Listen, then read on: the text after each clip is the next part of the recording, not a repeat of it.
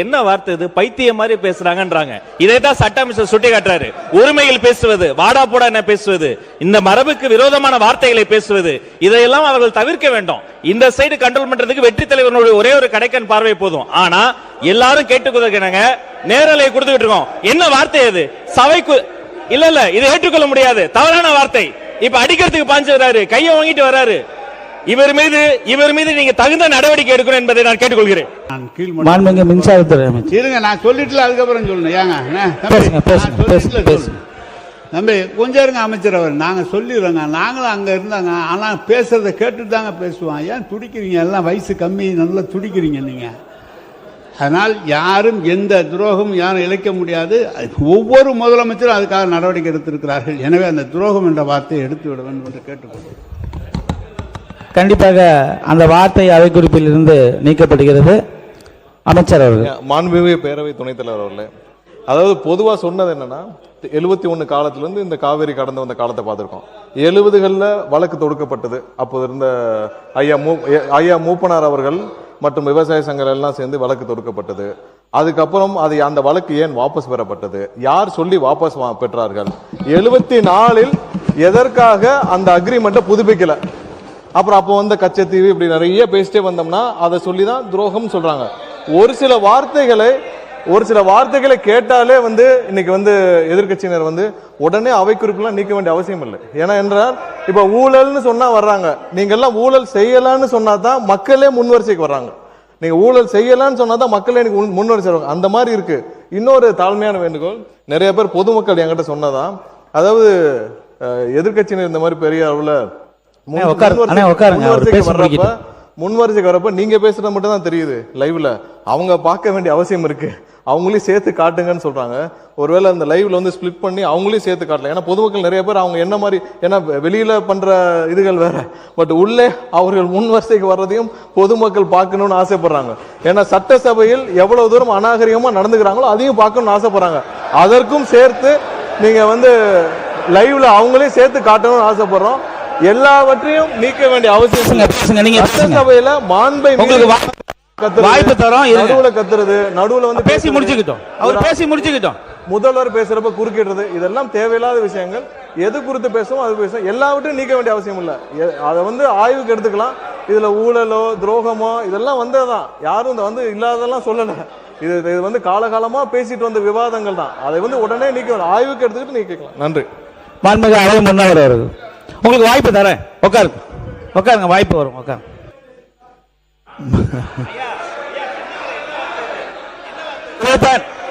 இல்ல ஒரு நிமிஷம். மாண்புமிகு பள்ளி கல்வித்துறை அமைச்சர். மாண்புமிகு பேரவை துணைத் தலைவர் அவர்களே, என்ன வார்த்தை இது? பைத்தியம் மாதிரி பேசுறாங்கன்றாங்க. இதைத்தான் சட்ட அமைச்சர் சுட்டி காட்டுறாரு. உரிமையில் பேசுவது, வாடா போடா என்ன பேசுவது, இந்த மரபுக்கு விரோதமான வார்த்தைகளை பேசுவது, இதையெல்லாம் அவர்கள் தவிர்க்க வேண்டும். இந்த சைடு கண்ட்ரோல் பண்றதுக்கு வெற்றி தலைவர்களுடைய ஒரே ஒரு கடைக்கன் பார்வை போதும். ஆனா எல்லாரும் கேட்டுக்கொள்ளுங்க, நேரலை கொடுத்துக்கிட்டு இருக்கோம். என்ன வார்த்தை அது? சபைக்கு இல்ல இதை ஏற்றுக்கொள்ள முடியாது, தவறான வார்த்தை. இப்ப அடிக்கிறதுக்கு பாஞ்சு வராரு, கையை வாங்கிட்டு வராரு. இவர் மீது நீங்க தகுந்த நடவடிக்கை எடுக்கணும் என்பதை நான் கேட்டுக்கொள்கிறேன். உட்காருங்க. அண்ணா ஒரு நிமிஷம். இந்த சம்பவத்தை பத்தி ஆய்வு பண்ணி பேரவை தலைவர் வந்ததுக்கு அப்புறம் தகுந்த பேரவை விதிகளுக்கு உட்பட்டு என்ன நடவடிக்கை எடுக்குமோ அதை எடுப்பார். நீங்க பேசுங்க. ஒரே ஒரு நிமிஷம். மாண்புமிகு அமைச்சர் நிர்மல்குமார் எதை பேசினாலும் சபையை கிளப்பி விட்டுறீங்க. அவரு நான் அமைச்சர், இன்றைக்கு மாண்புமிகு அமைச்சர் ஆனந்த் அவர்கள் இருக்கிறார்கள். அவர்கள் பேசுவதோ அல்லது அதிகாரியோ நம்முடைய இருங்க, நான் சொல்லிடுறேன். நான் சொன்னவர் நான் சொன்னவர் உறுப்பினர் வரும்.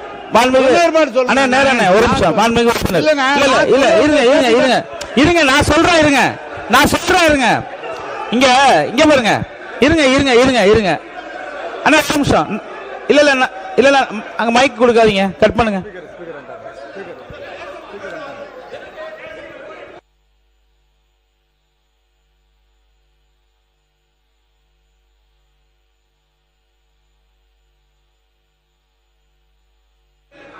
உறுப்பினர் கே நேரு எல்லாரும் இருக்கிறாங்க. ஆனா நீங்க மட்டும் ஏன் அப்படி குரோதமாக பேசுறீங்க? இருங்க வரேன். என்ன இருங்க வரேன். ஏன் பாய் இருங்க பாய், நான் சொல்லுங்க, என்ன அப்படி பேசுறீங்க? ஏன் அப்படி பேசுறீங்க? சட்டம் இருங்க. நீங்க வந்து நான் அப்புறம் ஏதாவது சொன்னா வருத்தப்படுவீங்க. இருங்க, ஒண்ணு ஒண்ணா சொல்லிட்டு இருப்ப காமிக்கிறீங்க. மாண்பு உறுப்பினர் கே நேரு அவர்கள், மாண்பு உறுப்பினர் இருங்க இருங்க மாண்பு உறுப்பினர் கே நேரு அவர்களுக்கு உட்காருங்க. மாண்பு ஒவ்வொருத்தரும் நான் வரேன். கொஞ்சம் இருங்க. மாண்பு சட்டத்துறை அமைச்சர் இருங்க, நீங்க விளக்கமா பேசுங்க, பதில் சொல்லுவோம். மாண்புமிகு பேரவைத் தலைவர் அவர்களே, கேட்டுதான் யாரும் எதுவும் குதர்க்கமாலாம் பேசுறதில்ல. அதாவது ஒரு சில வார்த்தைகள் முதல்வர் பேசும்போது குறுக்கிடுறதும், இல்ல பொதுச் செயலாளர் இல்ல நீர்வள பாசனத்துறை நம்ம அமைச்சர் பேசுறப்ப குறுக்கிடுறதும், அங்கிருந்து தேவையில்லாத கமெண்ட் பாஸ் பண்றோம், இது பொதுமக்களுடைய பொதுவான கோரிக்கை. என்னன்னா அவர்கள் வந்து அங்கேயும் பார்க்கணும்னு ஆசைப்படுறாங்க. இது பொதுவான கோரிக்கையா தான் நாங்க சொன்னோம் தவிர யாருடைய இங்க வந்து யாரையும் குதர்க்கமாலாம் பேசல.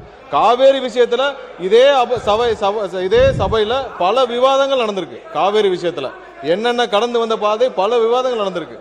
2007 வந்தது ஏன் 2013 வரைக்கும் கெசட்ல வெளியிடாம இருந்துச்சு. இது மாதிரி பல விவாதங்கள் நடந்துருச்சு. அதனால உடனே எல்லாரும் வந்து அதை நீக்க வேண்டிய அவசியம் இல்லை, ஆய்வுக்கு எடுத்துக்கலாம்.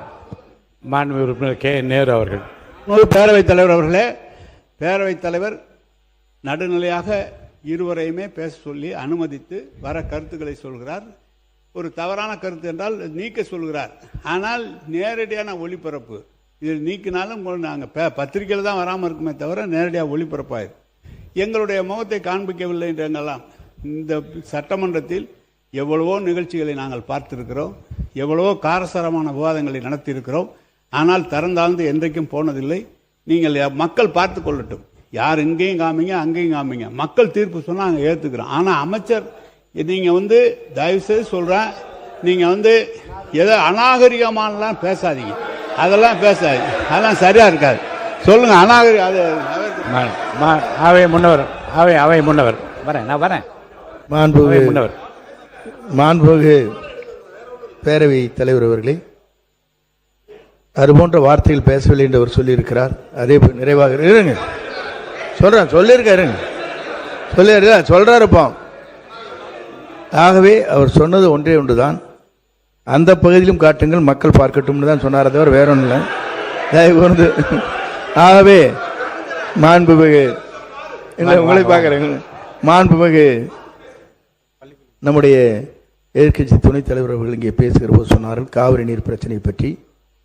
காவிரி நீர் பிரச்சனையை பொறுத்தவரையிலும் அரசும் அங்கே இருக்கிற விவசாய சங்கத்தினுடைய தலைவர் அவரும் இருவரும் சேர்ந்துதான் வழக்கு முதலில் போட்டார்கள். ஆனால் தமிழக அரசு அன்றைக்கு உங்கள் ஆட்சியில் இருக்கின்ற போது அதை வாபஸ் பெற்றீர்கள். பிறகு புரட்சி தலைவர் சொல்லிருங்க புரட்சி தலைவி வழக்கு புரட்சி தலைவி அம்மா பொறுப்பேற்றதற்கு பிறகு 89 அம்மா புரட்சி தலைவி தான் சொன்னேன், இல்லைங்க சொல்லிடுறேன். அம்மா அவர்கள் பொறுப்பிலே வந்ததற்கு பிறகு அந்த வழக்கை தொடரலாம் என்று அரசின் சார்பாக அல்ல, கட்சியின் சார்பாகவே அந்த வழக்கை தொடர்ந்து அதற்கு பிறகு அரசின் சார்பாக வந்து சேர்க்கப்பட்டிருக்கிறது. ஆகவே அம்மாவை பொறுத்தவரையில் அன்றைக்கு எடுக்கப்பட்டிருக்கிற நடவடிக்கை பேச்சுவார்த்தையின் மூலமாக என்றைக்கும் நிறைவேறாது. ஆனால் வழக்கு மன்றத்தின் மூலமாக அது வெற்றி காண்பேன் என்று சூழலை ஏற்று வெற்றி கண்டவர் நம்முடைய புரட்சித் தலைவர் அம்மா என்பதை நான் இந்த நேரத்தில் தெரிவித்துக் கொள்கிறேன். மாண்புமிகு உறுப்பினர் கே நேரு அவர்கள். இந்த சட்டமன்றத்தில் மாண்பு பேரவைத் தலைவர் அவர்களே, இந்த சட்டமன்றத்தில் ஏன் வழக்கு வாபஸ் பெறப்பட்டது என்பதெல்லாம் பல விளக்கமாக முதலமைச்சர்களே பேசியிருக்கிறார்கள். பிரதமர் ஒரு கூப்பிட்டு இது நான் சமாதானப்படுத்துகிறேன், நீங்கள் இது மாதிரி செய்யுங்கள் என்று சொல்கிற போது பிரதமர் பேச்சை கேட்க வேண்டிய நிலை. அதற்கப்புறம் தான் நீதிமன்றத்துக்கு போனோம். இதெல்லாம் விளக்கம் சொல்லப்பட்டிருக்கிறது. ஏதோ வேண்டுமென்று நாங்கள் எப்படி அந்த காவிரி பகுதியிலே பிறந்து காவிரி பகுதியிலே வளர்ந்து விவசாயிகளாக இருக்கிற நாங்கள் எப்படி காவிரியை விட்டு கொடுப்போம்? விட்டு கொடுப்பதற்கு வாய்ப்பே கிடையாது. எனவே வாபஸ் பெறப்பட்டது இது என்று சொல்வது என்பது மாண்பு பிரதமர் சொல்கிறார். பிரதமர் ஒரு வார்த்தை சொல்கிற போது மாண்பு முதலமைச்சர் எப்படியாவது சுமூகமான ஒரு நிலை ஏற்பட வேண்டும் என்ற எண்ணத்தில் தான் அது செய்யப்பட்டது தவிர அதற்காக நாங்கள் வேண்டுமென்றே செய்யப்பட்டதெல்லாம் என்று இல்லை. மாண்புமிகு அவை முன்னவர். பேரவைத் தலைவர் அவர்களே, பிரதமர் எங்களை அழைத்து பேசினார்கள், ஆகவே நாம் வாபஸ் பெற்றோம் என்று சொன்னார்கள், அதற்கு நன்றி. மாண்புமிகு சட்டத்துறை அமைச்சர் முடிங்க. மாண்புமிகு பேரவைத் தலைவர்களே, இவ்வளவு காலமாக வைக்கப்பட்ட குற்றச்சாட்டு என்னன்னா, ஒருதலை பட்சமாக பிரதமர் சொல்லி ஒரு முடிவை எடுத்திருக்கிறார். அன்று இருக்கிற ஒன்றிய அரசுக்கு சாதகமா எடுத்தார்னு சொல்றதான் குற்றச்சாட்டு. அதான் குற்றச்சாட்டு. அதனாலதான் அந்த காலகட்டம் அந்த வழக்கு 2007 வரை நமக்கு கொண்டு வந்து வர்றதுக்கு இத்தனை 40 வருட டிலேயே இந்த அன்னைக்கு வாக்கு பாஸ் வாங்கினாலதான். அதுக்கப்புறம் 83 புரட்சி தலைவர் கொண்டு வந்து அந்த வழக்கை திரும்பவும் பதிவு செய்தார். அதுக்கப்புறம் அம்மா முடிச்சு வச்சாங்க. 2013 வரை எவ்வளவு போராடி அதை கெசட்டை வெளியிட வச்சாங்க. 2018 வந்த தீர்ப்பு எப்படி வந்துச்சு எல்லாமே தெரியும். இது ஒரு விஷயத்தை ஒத்துக்கொண்டதற்கு மிக்க நன்றி. மாண்பு உறுப்பினர், உங்களோட மட்டும் மாண்பு உறுப்பினர், நீங்க பேச விளக்கத்தோடு முடித்து விட்டு நான் முடிவு சொல்றேன். நீங்க பாருங்க. சபையிலே இதை பற்றி அதிகமான தரவை சொல்லப்பட்டிருக்கிறது. அவருக்கு இது தெரியுமா தெரியும், ஆனால் தெரிந்திருக்க வேண்டும். கொஞ்சம் கற்றவர் அவர் தெரிஞ்சிருக்க வேண்டும். ஏற்கனவே இது சொல்லப்பட்டு அதுக்கப்புறம் தான் நடுவர் மன்ற தீர்ப்பை வலியுறுத்தி நடுவர் மன்றத்தில் 220 டிஎம்சி என்று சொல்லி அதற்கு பிறகு ஒரு வழக்கு தொடர்ந்து 14 டிஎம்சி குடிநீருக்காக குறைக்கப்பட்ட காலம் தொடர்ந்து சட்ட போராட்டம் நடத்தி தான் வந்திருக்கமே தவிர எந்த இடத்திலும் விட்டு கொடுத்ததில்லை. எனவே நீ நன்றி சொல்றது, உங்களுக்கு நன்றி இதை கொண்டு வந்ததுக்காக. மாண்புமிகு பேரவை உறுப்பினர்கள் சொல்லுங்க. மாண்புமிகு பேரவைத் தலைவர் அவர்களே, அவை முன்னவர் அவர்கள், சட்டத்துறை அமைச்சர் அவர்கள், மக்கள் நல்வாழ்வுத்துறை அமைச்சர் அவர்கள் எல்லோருமே இங்கே கருத்துக்களை சொன்னார்கள். மூத்த உறுப்பினர் அண்ணன் நேரு அவர்களும் இங்கே பேசினார்கள். ஒரு கடைசியார் என்ன ஒரு உண்மை தெரியுமா, 177.25 டிஎம்சி தண்ணீர் தமிழகத்திற்கு உரிமை என்கிற சட்டம் கிடைக்கப்பெற்றதற்கு பின்னால் அதற்கு பிறகு அந்த ஆணையம் அமைப்பதற்கு மத்திய அரசு முன்வரவில்லை, காலதாமதம் செய்தது. அப்போது நீதிமன்ற அவமதிப்பு வழக்கு போட்டு அன்றைய முதல்வராக இருந்த எங்களுடைய புரட்சி தமிழர் எடப்பாடியார் அவர்கள் கண்டெம்ட் ஆஃப் கோர்ட் போட்டார், சுப்ரீம் கோர்ட்ல போட்டு அதற்கு பிறகு நீதிமன்ற ஆணையை பெற்று ஆணையத்தை அமைத்து கொடுத்து, ஆமா ஆணையம் இன்றும் நிலுவையில் இருக்கிறது. அந்த ஆணையத்தை அமைத்து கொடுத்த பெருமை அண்ணன் எடப்பாடி